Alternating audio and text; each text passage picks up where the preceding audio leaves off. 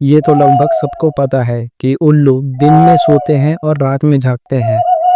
रात में जागते हैं तो उनका नाइट विजन अच्छा होना चाहिए, और होता भी है क्योंकि उनके पास ट्यूबुलर शेप्ड आई या फिर ट्यूब शेप्ड आई होती है, जो कि ज़्यादा लाइट कैप्चर करती है इंसानी आँखों से। और ये भी लगभग सबको पता है कि वो अपनी गर्दन 270 डिग्री घुमा सकते हैं दोनों डायरेक्शन में।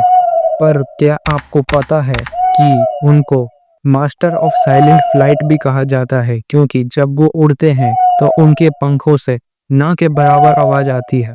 ऐसा इसलिए हो पाता है क्योंकि उनके पास स्पेशलाइज्ड फेदर्स हैं जो कि एयर टर्बुलेंस को कम करते हैं और बिना आवाज़ के उड़ने में मदद करते हैं।